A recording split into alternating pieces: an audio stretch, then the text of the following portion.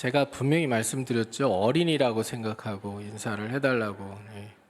막 정중하게 막 이렇게 다시 한번 인사하겠습니다. 정말 좀 반갑게, 정말 뜨겁게 사랑하는 마음으로 그렇게 인사를 좀 나누면 좋겠어요. 앞뒤 좌우로 환하게 좀 웃으면서 사랑하고 축복합니다.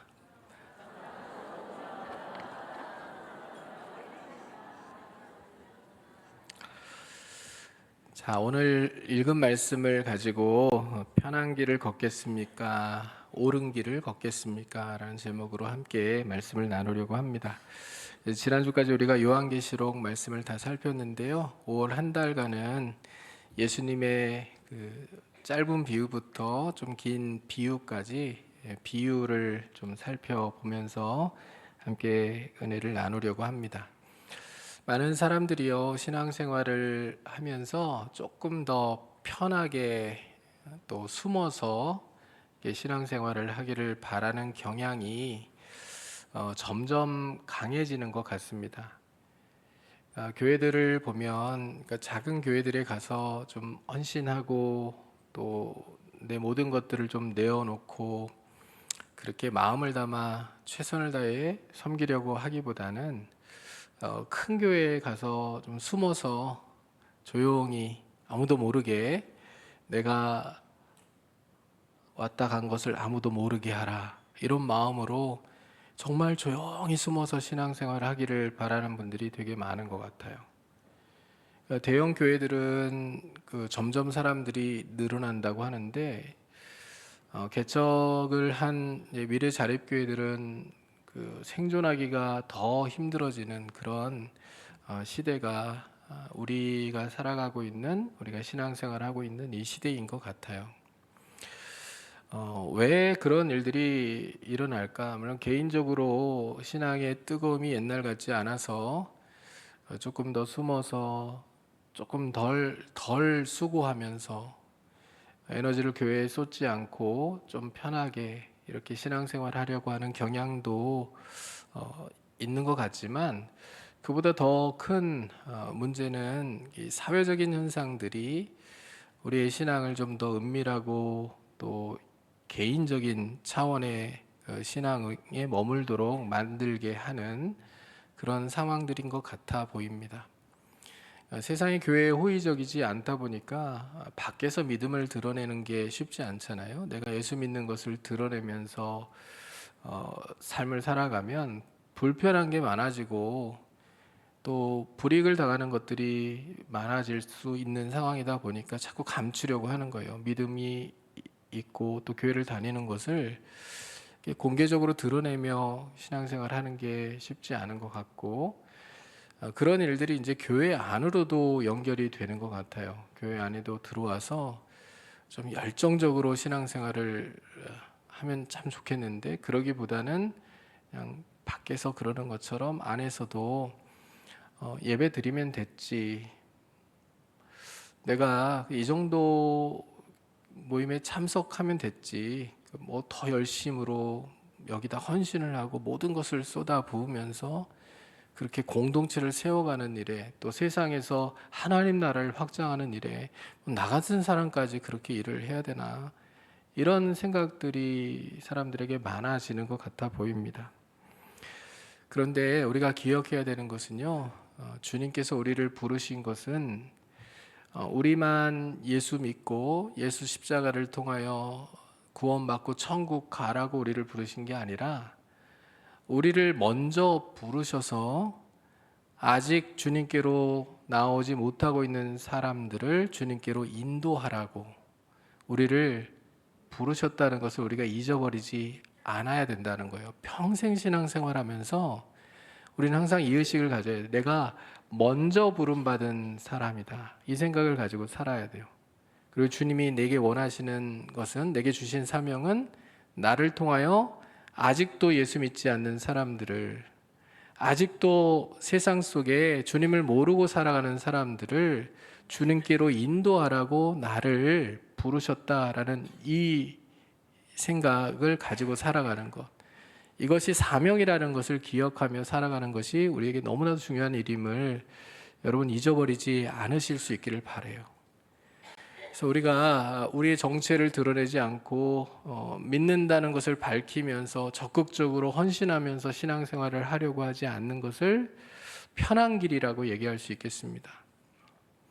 근데 주님은 우리가 편한 길을 걸어가는 것을 원하시는 게 아니라 옳은 길, 주님께서 우리에게 부탁하신 사명을 온전히 감당하는 그 길을 걸어가기를 원하신다라는 것을 우리가 기억하면서 오늘 말씀을 들었으면 좋겠어요.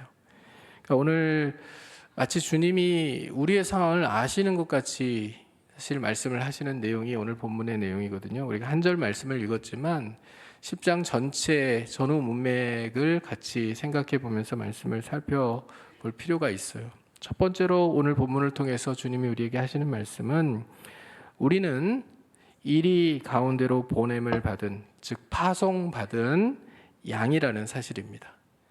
우리는 이리 가운데로 보냄을 받은, 파송받은 양이에요. 자, 우리가 뭐라고요? 뒤에 거, 앞에 거는 기니까 잊어버리셔도 되고, 어쨌든 뒤에 우리는 양이에요. 어디로 보냄을 받았다고요? 이리 가운데로 보냄을 받은 양이에요. 16절 상반절 말씀을 보면 그렇게 기록되어 있죠. 보라, 내가 너희를 보냄이 양을 이리 가운데로 보냄과 같도다. 그러니까 보내다라고 하는 단어는 그냥 어디로 심부름을 보내다 이런 뜻이 아니고요. 사명을 가지고 파송했다라는 얘기예요. 사명을 주어서 파송했다라는 의미입니다. 그러니까 주님께서 지금 12제자를 부르신 다음에 12제자를 처음으로 세상으로 파송하는 본문이 오늘 본문의 내용이에요. 10장 전체가 파송 본문입니다. 그러니까 세상으로 예수님께서 제자들을 첫 번째로 파송하시면서 주셨던 말씀이 마태복음 10장의 내용이에요. 그러니까 주님께서 사명을 주어서 파송하시면서 뭐라고 말씀하신 거예요? 내가 너희를 지금 파송하는 것이 꼭 이리 가운데 양을 보내는 것 같다, 이렇게 말씀하신 거거든요. 주님의 마음이 어떤 마음이었을까요? 지금 사실 세상이요, 이들을 얼마나 박해하고 미워할 줄 주님이 아시는 거잖아요. 여러분, 이리 가운데 양을 보내면 어떻게 돼요? 여러분, 이리 가운데 양을 보내면 어떻게 되냐고요? 이걸 또 이제 안 가봐서 모르겠다, 안 봐서 모르겠다 이러지 마시고 생각해 보세요. 이리 가운데 양을 보내면 양은 밥이잖아요. 죽잖아요. 그렇죠? 근데 주님이요, 내가 너희를 지금 세상에 보내는데 너희를 보내는 것이 꼭 이리 가운데 양을 보내는 것 같아, 이렇게 말씀하실 때 어떤 마음이실까요? 가서 죽어봐라 막 이런 마음일까요? 아니면 너무 안타까운 마음이잖아요. 주님의 마음이 느껴지잖아요. 걱정이 되고 염려가 되고 너무 안타깝고 그런 마음 아니겠어요? 근데요, 보낼 수밖에 없는 상황이에요. 여러분, 주님이 선한 목자라고 말씀하시고 주님이 목자가 되시는데, 아니 이리 가운데로 양을 보내는 목자가 어디 있어요? 아니 너무 걱정되고 염려가 되고 막 그러면 안 보내시면 되잖아요, 이렇게 생각하실 수도 있겠는데, 여러분 안 보낼 수가 없어요. 왜요? 하나님의 큰 그림, 큰 뜻 안에서 지금 구원받지 못한 사람들이 세상에 너무 많아요.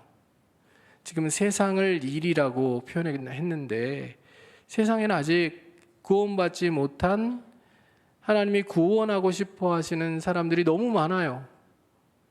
세상은 추수를 해야 되는 밭이에요. 그러니까 일꾼을 안 보낼 수가 없어요. 보내야 돼요. 그러니까 주님이 안타까운 마음으로 제자들을 지금 세상으로 파송하시는 거예요. 그런데 꼭 어떤 느낌이냐면 진짜 험한 세상 가운데, 이리 가운데 양을 보낸 같이 걱정이 돼요. 염려가 돼요. 주님이 보실 때에 안타까워요. 그 마음을 주님이 가지고 계신 거예요. 그러면요, 이 연약한 양이요, 어떻게 사명을 감당할 수 있을까요? 이리에게 그냥 잡아먹혀버리면 끝나는 것 같은데 사명을 감당할 수 있으니까 보내시는 거 아니에요? 어떻게 감당할 수 있을까요? 여러분, 주님과의 관계예요. 주님과의 신뢰의 관계, 또 주님이 목자가 되셔서 그들을 보내시지만 그들만 보내지 아니하시고 그들과 함께 하신다는 것을 믿는 믿음으로 그들이 사명을 감당할 수 있는 거죠. 여러분, 그 아프리카의 칼라리 사막이라는 사막이 있대요. 안 가봤어요, 저. 근데 여기에요, 낙타가시 나무라는 게 있대요.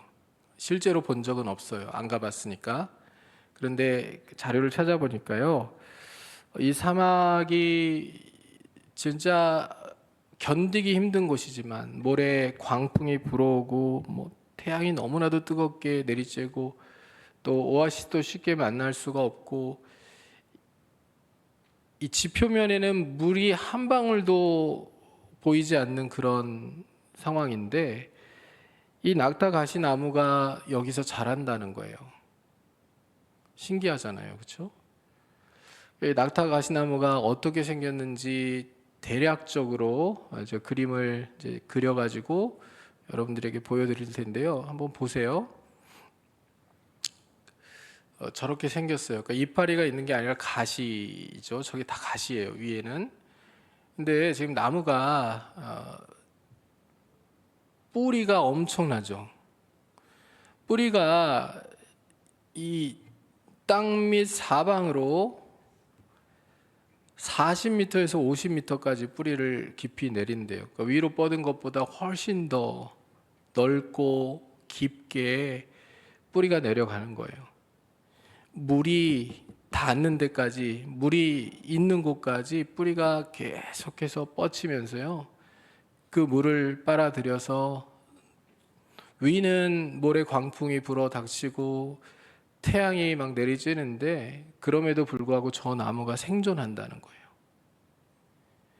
그러니까 주님께서요, 내가 제자들을 지금 세상에 보내는 것이 이리 가운데 양을 보내는 것 같다, 염려가 되고 걱정이 되는데 그들이 사명을 감당할 수 있다는 거예요, 없다는 거예요?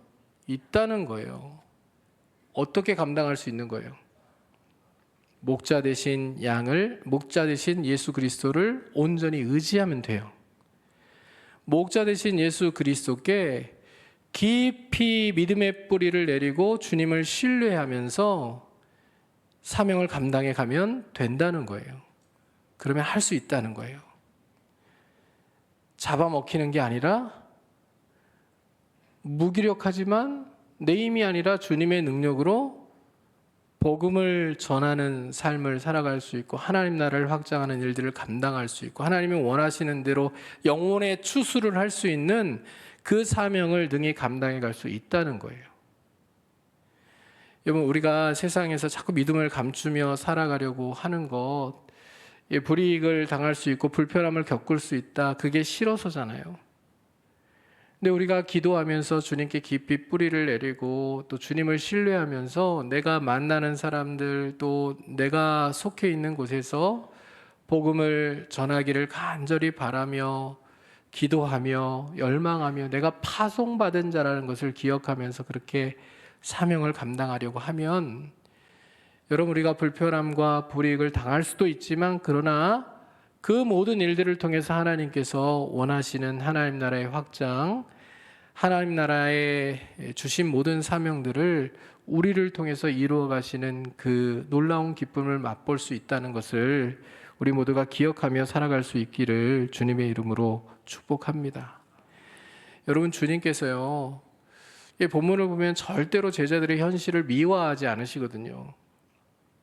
오늘 말씀 뒤를 쭉 보면요, 내가 지금 너희를 보내는 것이 이리 가운데 양을 보내는 것 같다, 이렇게 말씀하셔놓고 그래도 걱정하지 마, 그래도 너희들이 잘 될 거야, 너희들에게 하나님이 복을 주실 거야, 강력한 능력을 허락해 주실 거야, 세상이 어쩔 수 없는, 세상이 너희들을 대항하고 박해하면 세상을 한 방에 무찌를 수 있는 놀라운 능력과 힘과 기적의 은사를 주실 거야 이렇게 말씀하지 않으시거든요. 바로 이어지는 말씀이 뭐냐면요, 17절을 보시면 사람들을 삼가라. 그들이 너희를 공회에 넘겨주겠고 그들의 회당에서 채찍질하리라. 매맞는다는 얘기 하잖아요. 그 다음 18절을 보면 또 너희가 나로 말미암아 총독들과 임금들 앞에 끌려가리니 이는 그들과 이방인들에게 증거가 되게 하려 하심이라. 너희를 넘겨줄 때 어떻게 또는 무엇을 말할까 염려하지 말라. 그때 너희에게 할 말을 주시리니 말하는 이는 너희가 아니라 너희 속에서 말씀하시니 곧 너희 아버지의 성령이시니라. 장차 형제가 형제를 아버지가 자식을 죽는 데에 내주며 자식들이 부모를 대적하여 죽게 하리라. 여러분 어떻게 느껴지세요? 주님이 말씀하시는 것은 현실에 대한 미화가 아니에요. 너희가 지금 나를 믿고 내가 지금 파송하는 대로 나아가서 사명 잘 감당하려고 하면 어렵지 않을 거야. 잘 될 거야. 이렇게 말씀하시는 게 아니고요. 박해를 당하고 어려움을 당하고 매를 맞고 형제에게 가족들에게 미움을 받고 이런 얘기들 하시잖아요.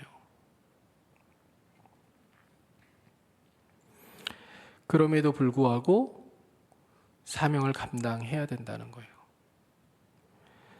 여러분 우리도 그리스도의 제자죠. 우리가 그리스도인이잖아요. 그렇죠? 그리스도인이라고 하면 그리스도의 제자로 부름받은 사람들이에요. 그리스도를 따르는 사람들이 그리스도의 제자들이거든요. 그러니까 우리도 이리 가운데로 보냄을 받은 양이에요. 이건 제자들의 이야기, 12사도들에 대한 이야기구나 이렇게 생각하고 넘기시면 안 되고 이게 내 이야기예요. 우리도 이리 가운데 보냄을 받은 양이에요. 그러니까 우리의 현실도 다르지 않다고 저는 생각해요. 신앙 때문에 침묵을 해야 되는 상황들이 우리에게 있을 수도 있고요. 정직하게 살려고 더 몸부림쳐야 되고요. 말 한마디라도 함부로 하지 않으려고 애써야 되고요.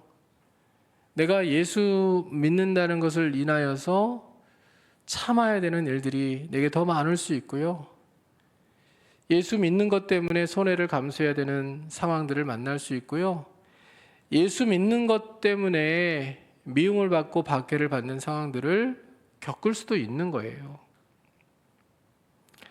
그럼에도 불구하고 우리는 우리에게 맡겨주신 사명을 감당해야만 해요. 자꾸 우리를 숨기면서 그렇게 되면 너무 불편하고 힘들어. 그러니까 예수 믿는 것 최대한 혹은 누가 그냥 나한테 물어보면 교회는 다니는데요. 열심히는 안 해요. 그냥 우리 집안이 대대로 예수 믿는 집안이라서 그냥 주일날 부모님 마음 불편하지 않게 해드리려고 교회 가는 것 뿐이에요. 저 그렇게 열심히 예수 믿는 사람 아니에요. 그렇게까지 부정하는?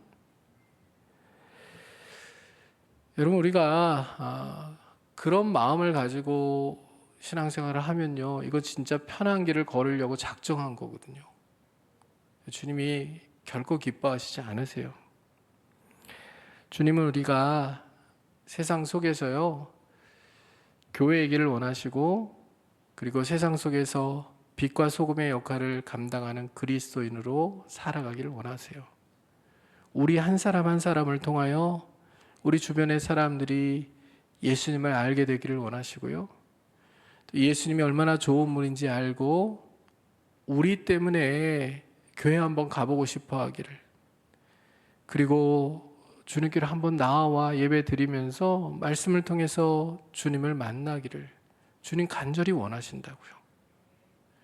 그래 우리가 자꾸 편한 길을 걸으려는 이 유혹들을 떨쳐버리고 옳은 길, 주님이 내게 맡겨주신 이 사명의 길을 제대로 한번 걸어보겠다고 다짐하며 결단하며, 내게 어떤 불편함과 불이익이 있더라도 제자로서의 사명을 잘 감당하며 살아가겠다고 작정하는 저와 여러분이 될 수 있기를 주님의 이름으로 축복합니다.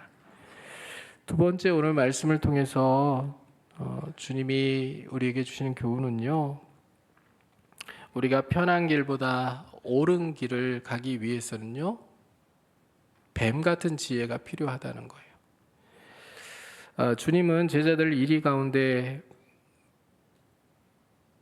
보내는 양 같다라고 말씀하시면서 이어서 이렇게 말씀하시거든요. 16절 중반절을 보면은 그러므로 뱀같이 지혜롭고 이렇게 말씀하시잖아요. 뱀같이 지혜롭고. 지혜롭다는 말이요, 여기에 기록된 단어는 헬라어 프로니모스라고 하는 단어예요. 근데 이 단어의 뜻은 원래 이런 뜻을 가지고 있어요.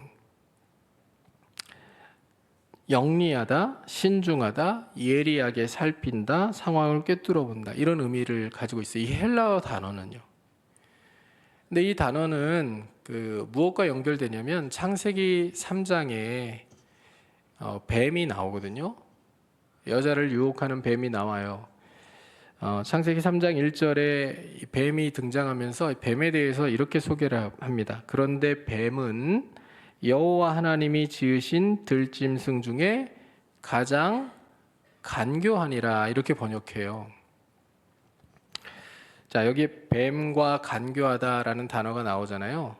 이 간교하다라는 단어를 70인경 성경, 즉 그 구약 성경을 헬라어로 번역해 놓은 70인경 성경에서 프로니모스라고 번역을 했고, 그게 지금 오늘 본문에도 그대로 사용된 단어예요. 그러니까 이 간교하다라는 단어를 우리가 살펴볼 필요가 있어요. 그래서 여러분, 간교하다, 이게 무슨 뜻입니까? 정확한 의미는 사전을 찾아봐야 알겠지만 느낌은 좋아요, 나빠요? 한번 해봅시다. 옆에 계신 분들에게. 참 간교하시네요. 그게 뭔지는 잘 모르겠는데 기분이 나쁘죠? 이게 좋은 단어 아닌 것 같죠?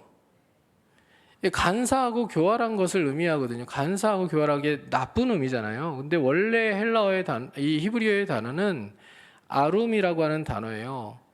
근데 이게 나쁜 단어가 아니에요. 아룸이라는 단어의 뜻이요, 아름답고 또 지혜로운 것을 의미하거든요. 한번 생각해 보시면 금방 답이 나올 거예요. 여러분, 누가 여자를 유혹했죠? 뱀. 물론 뱀의 뒤에 사탄이 있지만 이 뱀이 유혹하는데요. 여러분, 뱀이 좋으세요, 싫으세요? 제가 뱀을 좋아하는 사람을 본 적이 몇 명 없어요. 몇 명은 있어요, 근데 좀 보편적인 정서는 아니기 때문에 잘 이해는 안 돼요. 제가 선배 목사님 집에 놀러 갔다가요, 천국 갈 뻔했어요. 기절해가지고. 뱀을 키워요. 이렇게 애완용으로 뱀을 키우는데, 뱀을 키우는 것도 진짜 깜짝 놀랐는데요.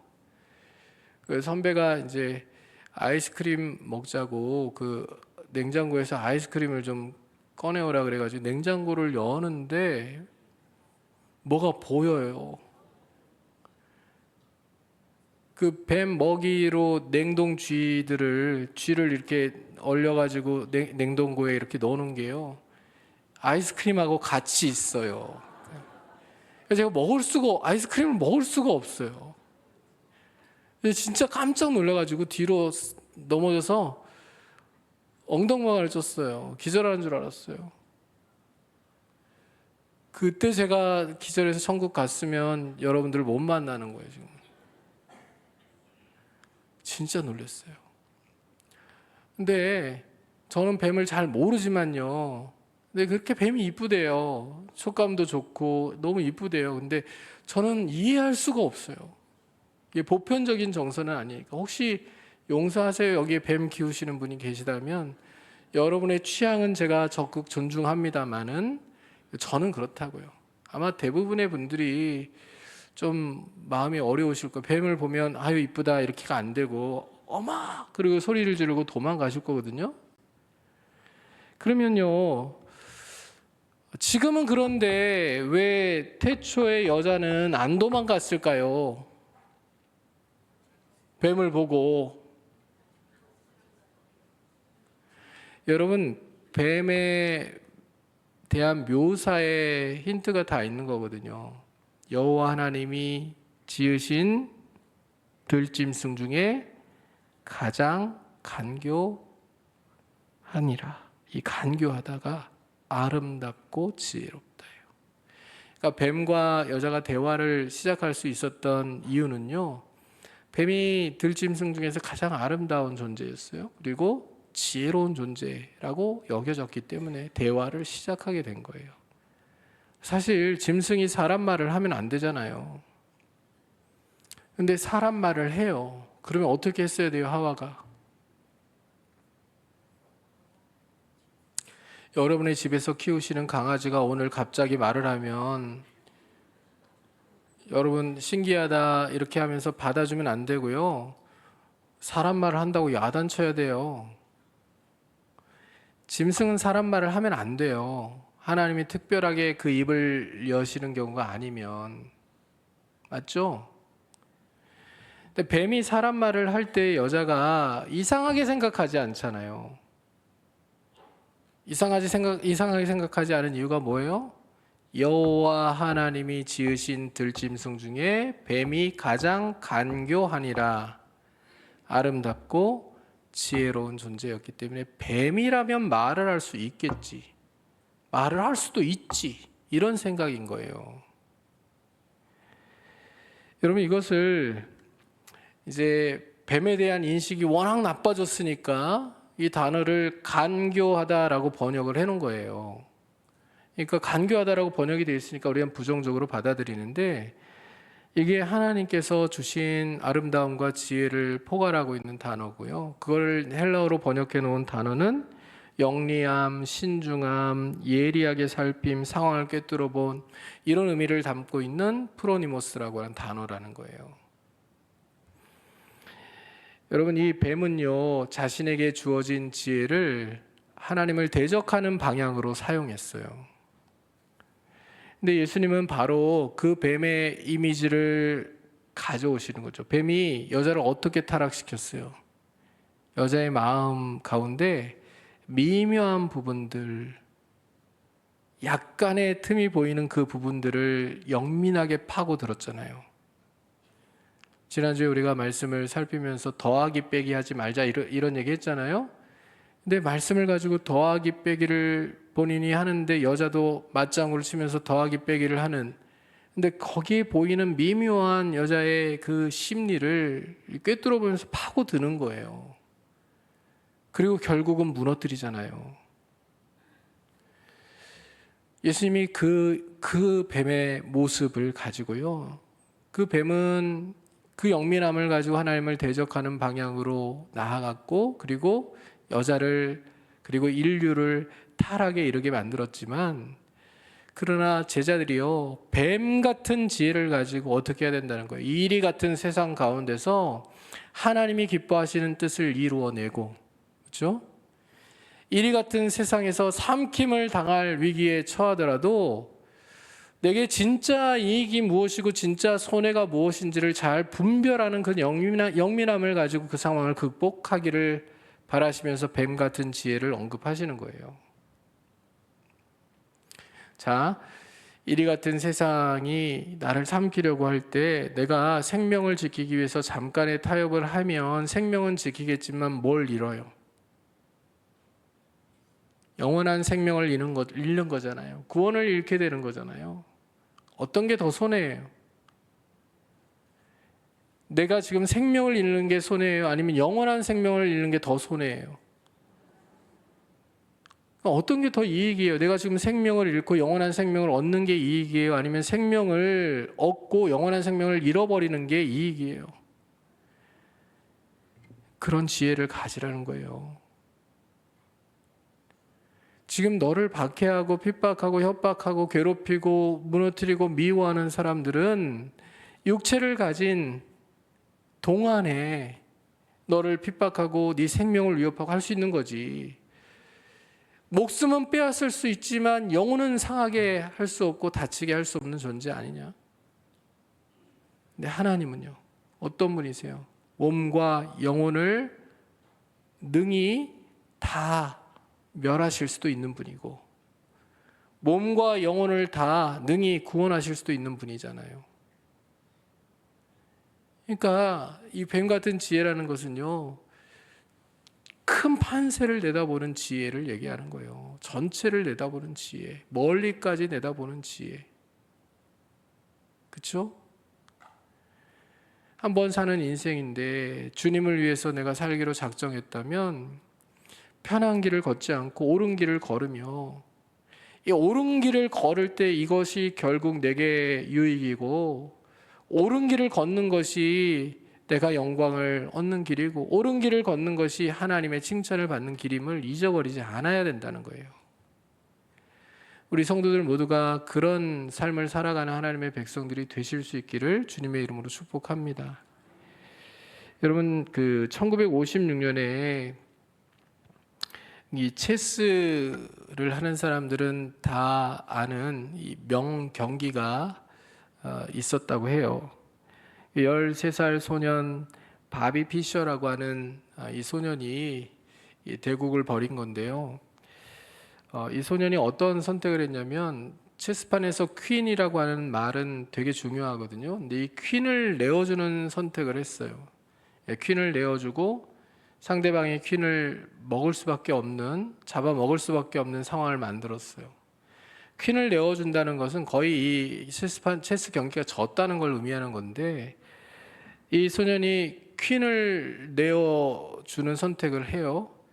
사람들이 다 이 소년이 졌다고 생각했어요. 근데 의도대로 이 퀸을 내어줬더니 퀸을 잡아먹은 거죠. 그런데 그렇게 퀸을 먹는 순간 전체 판세가 뒤집어졌어요. 이 소년이 내다봤던 거는요, 한 10수, 20수 앞에 전체 큰 그림들을 다 내다보고 계산을 다 한 다음에 자기에게 너무나도 소중한, 이건 절대 내어주면 안 되는 말인 이 퀸이라고 하는 말을 내어놓은 거예요. 어떻게 됐을까요? 결과가? 졌을까요? 이겼을까요? 졌으면 설교 예화로 쓰지 않잖아요. 전체 큰 판세를 내다보고요, 그 경기에서 뒤집기승을 해요. 여러분, 우리의 인생이요, 이 세상에서만 유효하다고 하면, 우리 삶이 여기까지라고 하면, 100년 사는 인생이 끝이라고 하면 여러분 편한 길 가는 게 맞아요. 뭐하러 고생해요? 근데 우리가 사는 삶이 100년이라고 얘기하지 않잖아요. 우리는 영원을 살아야 되는 사람들이에요. 맞죠? 예수 그리스도 안에서 우리가 그리스도의 생명을 힘입고 우리가 영원한 하나님의 나라를 누리며 살아야 되는 존재잖아요. 그러면 이 땅에서 우리가 편한 길을 걷기 위해서 내어놓지 않았던 것들 때문에 영원한 하나님의 나라에서 우리가 얻어야 될 것들을 얻지 못하는 상황이 발생할 수 있어요. 얼마든지. 그래서 편한 길을 걷는 게 그렇게 우리에게 유익한 일이 아님을 깨달을 수 있는 이 뱀 같은 지혜가 우리에게 필요할 줄로 믿습니다. 여러분, 항상 제자의 삶은 불편함과 불이익을 감수해야 되는 삶이다. 그러나 그럼에도 불구하고 우리의 삶이 여기가 끝이 아니기 때문에 주님이 주신 사명을 성실하게 이루며 하루하루 살아가는 것, 우리에게 이 땅의 것이 끝이 아니라 영원한 것이 있다는 것을 생각하며 살아가는 것이 우리에게 너무나 중요하다. 그것이 뱀 같은 지혜를 가지고 삶을 살아가는 것이다 라는 것을 잊지 않고, 여러분, 그런 지혜를 가지고 날마다 믿음으로 승리하며 살아가는 하나님의 사람들이 되시기를 주님의 이름으로 축복합니다. 세 번째로 오늘 본문을 통해서 우리가 얻을 교훈은요, 주님께서 뱀같이 지혜롭고 라는 말씀 다음에 짝꿍을 하나 두신 것이거든요. 세상과 섞이지 않는 비둘기 같은 순결함이 우리에게 필요하다라는 거예요. 이 뱀같이 지혜롭고와 이 비둘기같이 순결하라라고 하는 것은 짝꿍입니다. 둘이 동전의 양면처럼 같이 가야 되는 거예요. 왜 지혜 옆에다가 순결을 붙여 놓았을지 한번 생각해 보세요. 여러분, 지혜를 오해하는 사람들이 있거든요. 분명히 제가 말씀드렸죠. 뱀 같은 지혜라고 하는 것은 이리 같은 세상 속에서도 하나님 주신 사명을 감당해 가는 것과 관련이 있는 거잖아요. 편한 길을 택하는 것이 아니라 옳은 길을 선택하면서 멀리 영원까지도 내다보면서 그렇게 하나님이 주신 사명을 붙들고 믿음의 길을 가는 걸 의미하잖아요. 근데 이 뱀같이 지혜로움을 잘못 적용해 버리면 어떻게 됩니까? 지혜를 계속 강조하다 보면 사람들이 이런 생각을 할 수 있겠죠. 아, 사명을 감당하는 거 오래 감당해야지. 오래 감당해야지. 아니, 사명 감당하는 거 좋은데 내가 지금 죽으면 무슨 소용이 있어? 오래 감당해야지. 그러니까 지금 위기가 닥치고 어려움이 닥치면 슬쩍슬쩍 타협해요. 위기를 일단 피하고 봐야 되니까.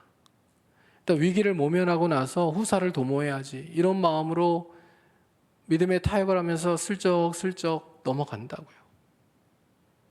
그걸 지혜라고 생각할 수 있죠. 아, 사명은 오랫동안 감당해 가야지 되는 거 아니야? 내가 일단 살아야 그래야 다음에 세상에 있는 다른 사람들을 구원하는 일에 계속해서 열심을 내고 헌신할 수 있지. 죽으면 무슨 소용이야? 이런 생각을 가지고 일단 살고 봐야 되겠다는 마음을 지혜라고 생각하고 그렇게 자꾸 회피하고 타협하면서 도망갈 수 있잖아요. 상황이 이러니까 어쩔 수 없잖아요. 세상이 이런데 너무 드러나게 믿을 필요는 없잖아요. 조용히 마음으로 믿고 살면 되잖아요. 우리식으로는 그렇게 얘기할 수 있겠죠. 근데 얼핏 들으면 지혜로운 말처럼 들려요. 그러나 주님이 아시잖아요. 지혜라는 이름으로 믿음이 흐려질 수 있는 상황이라는 것을, 분별이라는 이름으로 충성이 희미해질 수 있다는 사실을 주님이 아시잖아요. 그래서 주님이요, 뱀 같은 지혜 옆에다가요, 비둘기 같은 순결함을 붙여 놓으신 거예요. 순결하다라고 하는 단어는요, 아케라이오스라고 하는 단어인데, 이 단어의 뜻은요, 다른 것과 섞이지 않았다라는 것을 의미해요. 이 당시에도 사기꾼들이 좀 많이 있었나 봐요.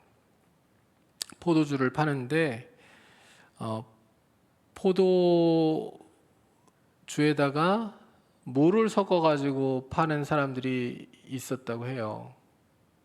그 물을 10%, 20% 이렇게 섞는 거예요. 또 50% 섞는 거예요. 그렇게 파는 거예요. 이렇게 사기를 치는 사람들이 이 당시에도 있었다고요. 그러니까 이 아케라이오스라고 하는 단어는 그렇게 섞지 않는 거예요. 불순물들 다른 것들을 섞지 않는 거예요. 그대로의 순전함, 순수함을 의미하는 단어예요. 그러니까 뱀 같은 지혜를 발휘한다고 해가지고 믿음에다가 뭔가 자꾸 다른 걸 섞고요. 상황 때문에 타협하는 그것을 정당화하고요. 이런 거 안 된다는 거예요. 주님을 향한 충성에 다른 계산을 섞지 않고 상황을 섞지 않고 핑계를 대지 않고 변명하지 않고 말씀하시는 그대로 순종하는 거, 말씀하신 그대로 행하는 거, 그것을 의미하는 거예요. 그러면 왜 비둘기를 얘기하셨을까요? 왜 비둘기일까요? 앞에도 뱀 같은 지혜를 얘기했으니까 지금 비둘기 같은 순결함도 비둘기를 알아야 되잖아요. 왜 비둘기를 얘기하셨을까요? 여러분, 비둘기는 하나님 앞에 제사로 드릴 수 있는, 제물로 드릴 수 있는 유일한 새예요. 순전함과 순결함의 상징이기도 해요. 근데 비둘기는요, 독수리처럼 물어뜯는 방식으로 세상과 싸우려고 하지 않는 새잖아요. 그렇죠? 평화의 상징이잖아요. 또 속이고 해치는 방식으로 자신을 보호하고 지키는 새도 아니에요. 그러니까 비둘기같이 순결하라는 말씀은 이런 의미예요. 이리 같은 세상 속에서 현실은 예리하게 분별하라. 그러나 그 분별 안에 세상의 악을 섞지는 말아라. 아까 가능성을 얘기했잖아요. 분명히 악이에요. 내가 예수 그리스도를 잠깐 부인하고 일단 목숨을 건진 다음에 그 다음에 사명을 계속 감당하기 위해서 어쩔 수 없었다 핑계를 대는 거잖아요. 악이에요. 주님을 부인한. 그런데 그 거짓말로 그렇게 둘러댄 말로 변명하는 말로 자기의 생명을 지킨 것을 가지고 지금 핑계를 대가는 거잖아요. 마치 뱀 같은 지혜를 발휘한 것처럼. 근데 그런 짓 하지 말라는 거예요. 위험을 분별할 줄 알아야죠. 그리고 위험을 지혜롭게 피할 수는 있어야죠. 그러나 그 위험 앞에서 속임수로 맞서지 말라는 거예요. 정직하라는 거예요. 피할 때를 알아야죠. 분별해야죠. 그래서 거짓말하지 않고 주님을 부인하지 않고 피할 수 있는 상황이면 피해야 되는 게 맞죠. 그러나 주님을 향한 충성을 드러내야 될 때는, 피할 수 없을 때에는 주님을 향한 충성을 드러내며 죽음을 맞는 게 맞다는 얘기예요. 핑계대지 말라는 거예요. 여러분, 우리의 삶에 우리가 자꾸 경험하고 있는 문제는 무엇이라고 생각하십니까? 저는 우리 예수 그리스도를 믿는 사람들이 가장 많이 하나님 앞에 잘못하는 것이 자꾸 변명하고 핑계대고 이 정도면 됐지라는 생각들을 가지고 타협하려고 하는 거라고 생각해요. 순결하지 않은 거예요. 변명과 핑계를 가지고 자꾸 주님이 말씀하시는 것에 무엇인가를 더하거나 빼거나 하면서 순결하지 않은 모습으로 신앙생활을 해가는 것, 이것이 오늘날 그리스도인들, 제자라고 부름받은 사람들에게 보여지는 가장 큰 문제라고 생각해요. 교회 안에서는 예수님을 말해요. 열심히 있고 열정이 있는 것 같아요. 그러나 결정적인 순간에는 세상의 기준을 언급해요. 세상의 기준을 따르려고 해요. 복음의 계산을 섞고 순종의 타협을 섞고 믿음의 자기 이익을 섞는 그런 모습이 교회 안에 보일 때가 많다고요. 우리 교회 얘기는 아니라서 너무 다행입니다. 그러나 제가 최근에 한 교회 이야기를 듣고 너무 마음이 아팠거든요. 결국 목사님 목회를 하실 수 없어서 교회를 그만두고 떠났어요. 교회를 건축을 했어요. 새로운 이제 그 개발 지구에다가 종교 부지를 받아가지고 교회를 잘 지었어요. 교회를 지을 때 이제 빚을 냈겠죠. 빚이 있어요. 근데 당회가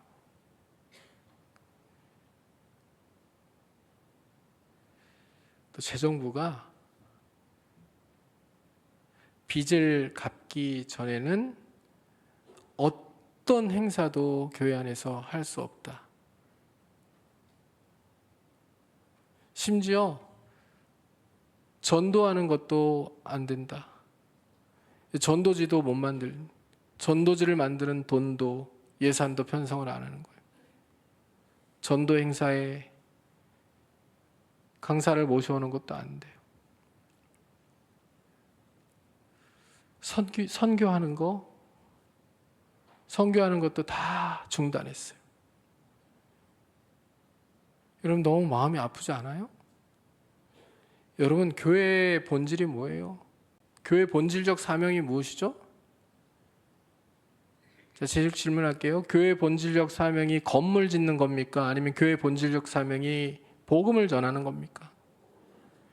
여러분 빚 때문에 전도 안 하고 선교 안 할 거면 건물 짓지 말았어야죠.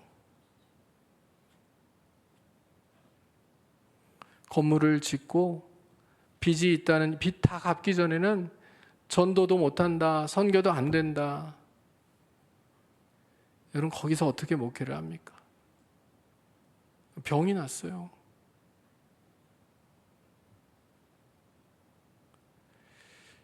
그리고 결국 교회를 그만둘 수밖에 없어요. 떠날 수밖에 없었어요.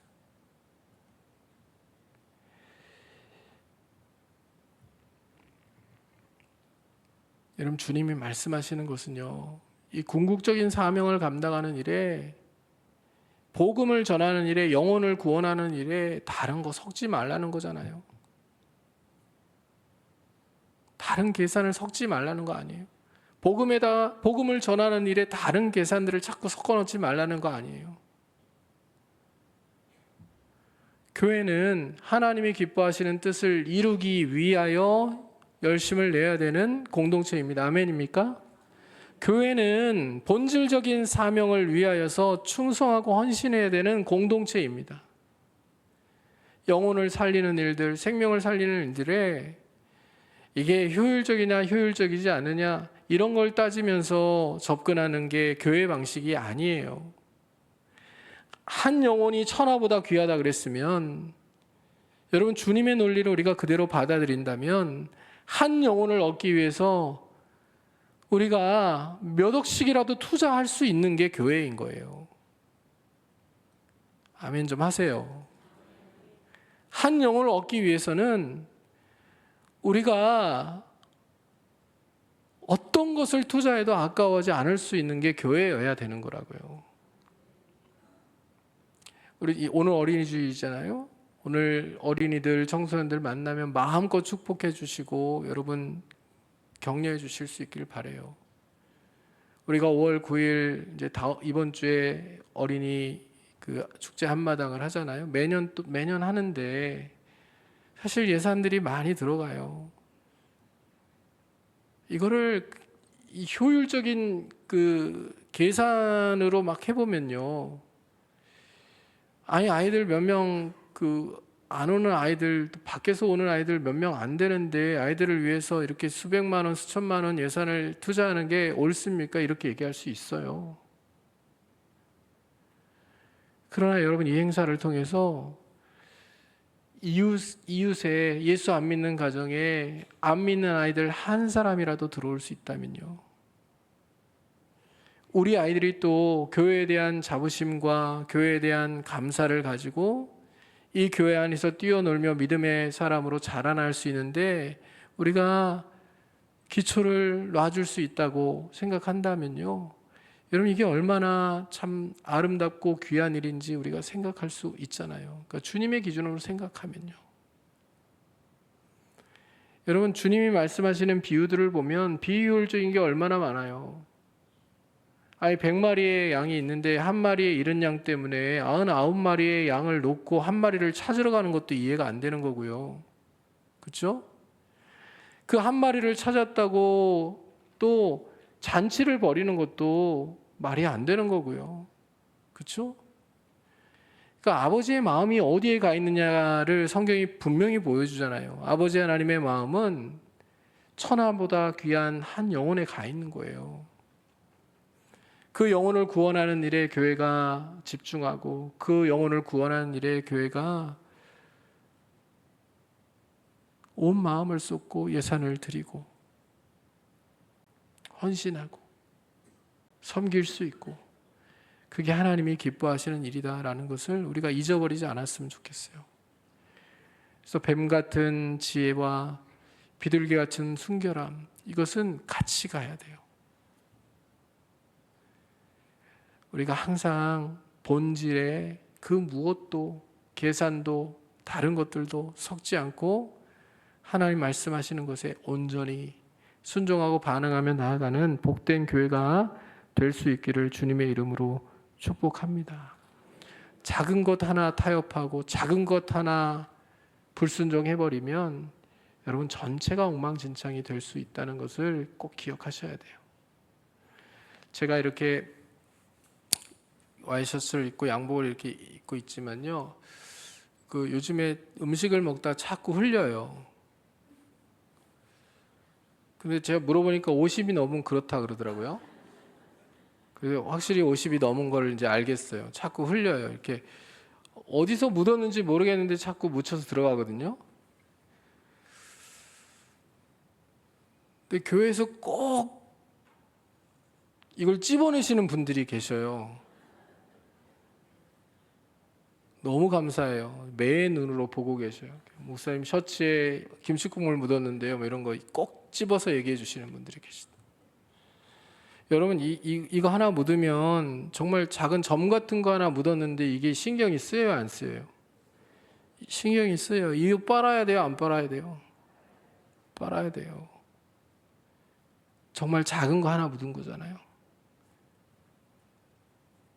근데 이걸 깨끗하다고 하지 않잖아요. 그러니까 작은 타협 하나, 작은 불순종 하나가요, 우리의 믿음 전체를 흐려요. 정결한 믿음, 순전한 믿음, 깨끗한 믿음이 아닌 믿음이 되게 만들어 버려요. 그렇게 여러분, 우리가 오늘 말씀을 기억하면서요, 주님이 왜 뱀처럼 지혜로라고 하셨는지, 그리고 왜 비둘기처럼 순결하라고 하셨는지, 자꾸 주님 주신 말씀에 무엇인가를 섞고 그러면서도 합리화하고 이러지 말라고 하셨는지 우리가 기억하면서 하나님이 원하시는 온전한 순종을 가지고 제자의 길을 걸어갈 수 있는 하나님의 사람들이 될 수 있기를 주님의 이름으로 축복합니다. 세상을 살아가면서 편한 길이 아니라 주님이 우리에게 부탁하신 옳은 길을 걸어가기 위해서 맡겨주신 사명들을 가지고 최선을 다해서 주님을 섬기기 위해서 노력하는, 자꾸 헌신을 안 하고 열심히 안 하고 이렇게 숨으려는 그런 시도들보다는요, 내가 가진 은사가 많지 않더라도 또 부족하더라도 내가 할 수 있는 일들을 가지고 최선을 다해서 교회 안에서 또 교회 밖에서 주신 사명을 감당하려고 그렇게 기도하며 주의 도우심을 구하며 또 그렇게 실천하며 살아가는 우리 모두가 될 수 있기를 주님의 이름으로 축복합니다. 같이 찬송